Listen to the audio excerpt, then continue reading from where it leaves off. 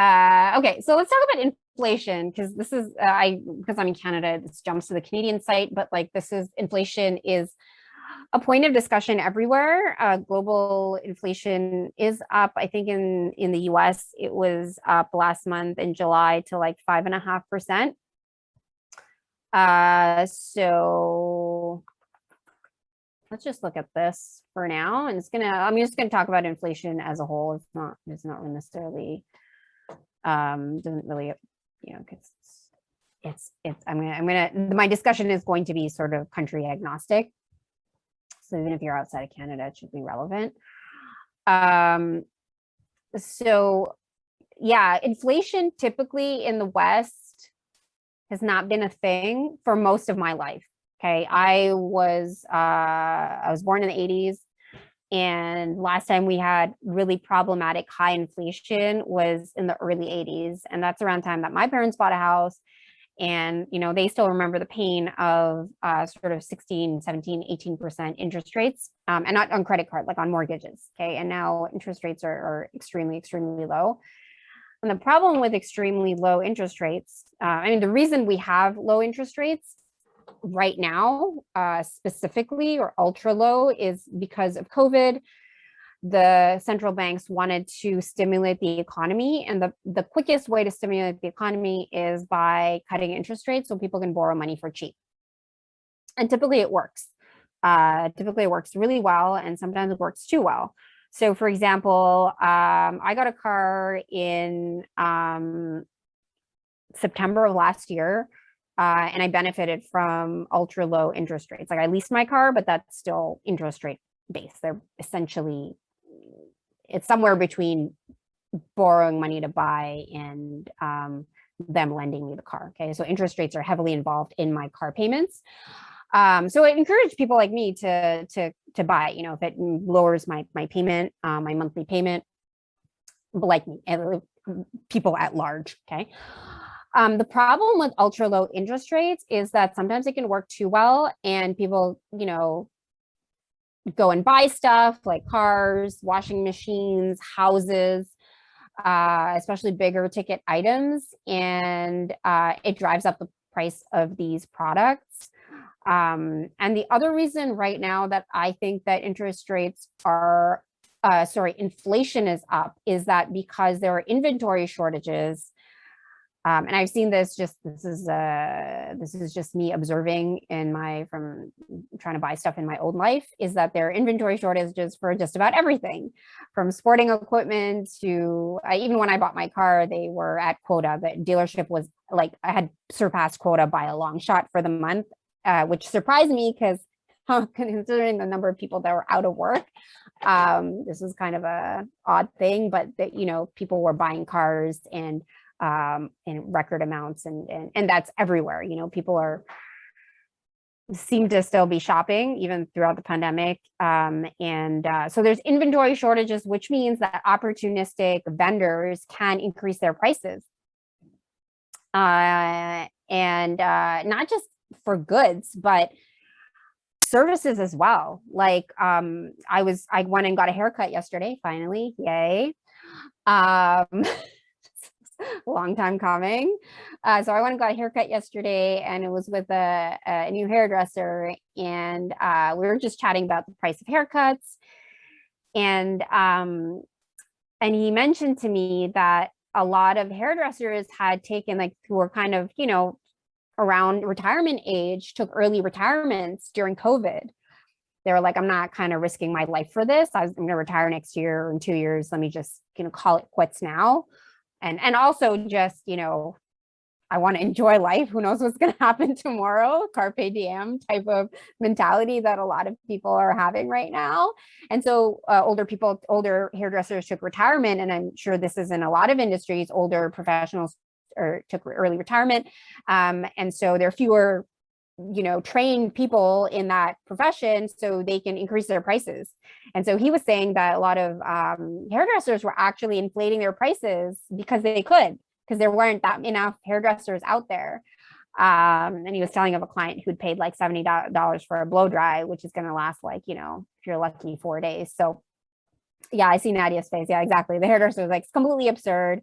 People are like being opportunistic. And so this is also inflation. This people being vendor. And I'm not saying opportunistic has a very negative connotation. I'm not being judgmental. I personally wouldn't, that's not my business philosophy. But like I want to be able to help as many people as possible. And then that's how we price things. But yeah, people are able to, vendors are able to charge more just because they can. Okay. So it's a supply and demand issue. So a variety of reasons why inflation might be up. Let's just see what this article says. It is a headache for a lot of central banks. Here they're talking about Trudeau, but which is our prime minister. Canadian inflation accelerated to match its highest reading in almost 2 decades. Again, this is similar for a lot of developing countries, including the U.S. Consumer price index was up 3.5%. Consumer price index is essentially a gauge of inflation that's widely used by economists, by central banks. They just basically go out and buy a basket of goods. I don't know if services are in there, but definitely goods, and they see how much the price has increased, like month to month, year on year. So it says the last time it hit this level was in 2011. Last time Canada has recorded inflation above 3.5% was in 2003, so it's a long time ago. So economists were expecting 3.4%, and an increase to 3.4% is actually higher than that. Let me just see what here could be interesting for us to discuss as boss ladies.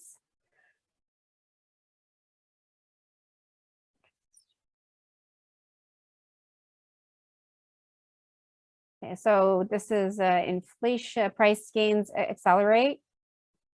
Inflation is well above Bank of Canada's target. So all the central banks, so in the US, the central bank is the Federal Reserve. Okay. All central banks have an inflation target. So inflation isn't bad or good.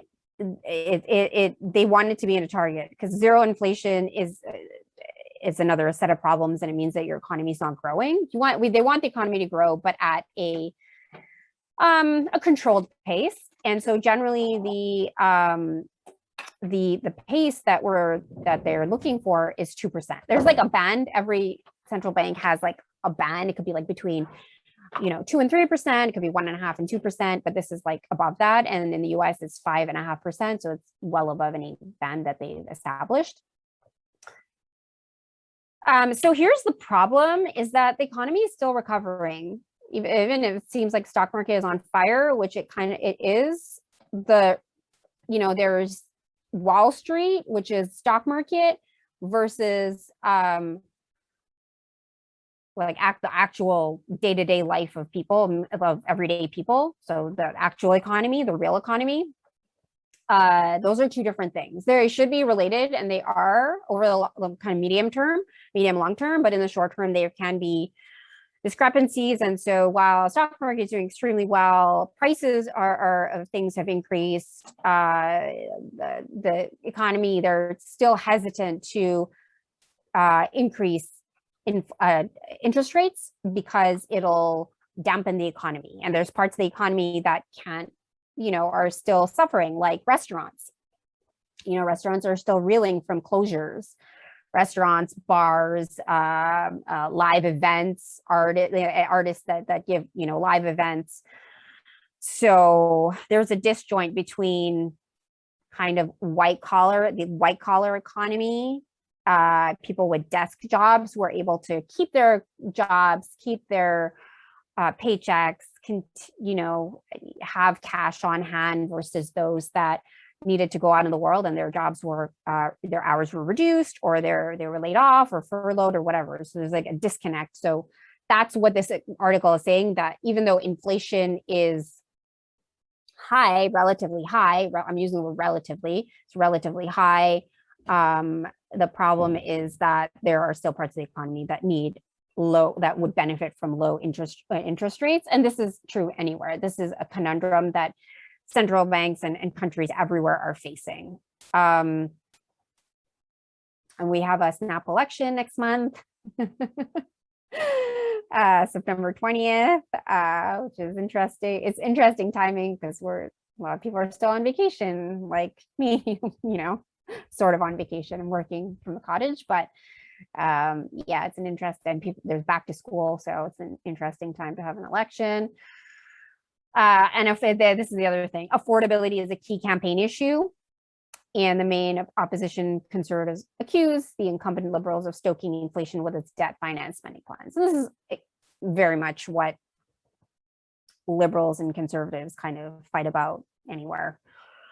Is about spending, is about debt, how much debt one should take on. But yeah, and the Canadian Central Bank and Canada have taken on a lot of debt during COVID to keep to help people in a variety of ways, to help businesses, to help people retain their jobs, to stay, to help pay their rent. So in a lot of ways, these programs were successful. Just, if you're in Canada, or even in the US, you guys had programs to help people put cash in hands. These programs have helped people in a real way. And it helped financial strain. So, okay, so more on inflation. Okay, so what can we as investors sort of do about this? Not a whole lot. What does it mean for us as investors? It means that, we just continue investing the way that we do. You might see articles here and there that say, like, inflation this, inflation that, this is how you should invest. Our investing program and method is designed to be robust, is designed to, get rid of this, is designed to be able to tolerate all sorts of market conditions, including inflation. And so specifically, let's look at sort of stocks and bonds and how inflation affects each of these.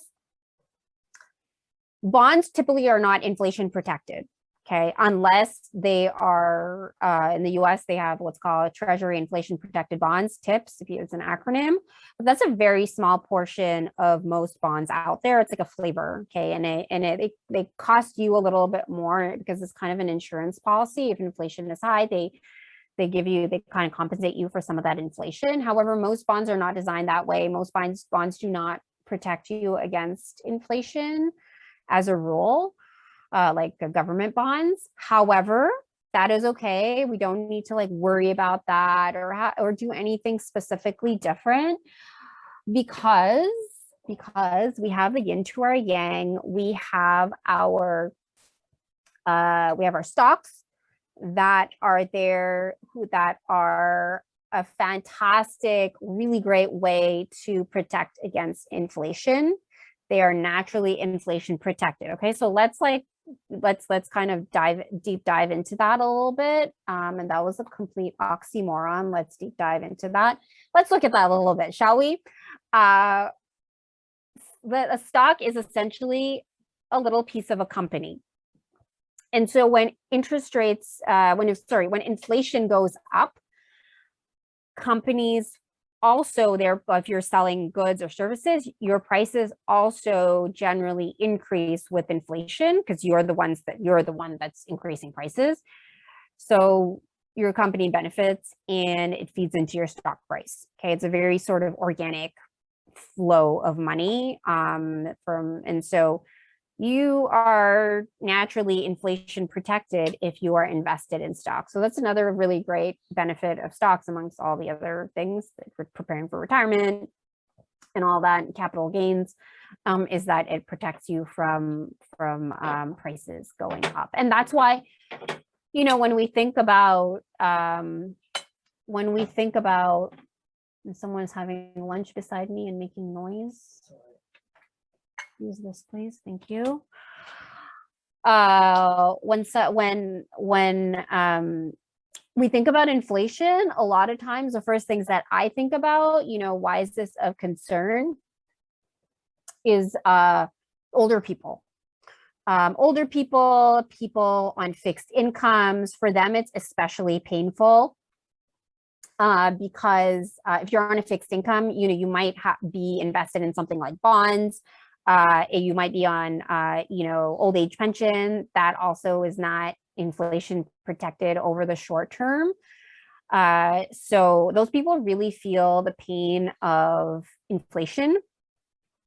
Or if you're unemployed and on EI, unemployment insurance or welfare, again, none of these things are inflation protected.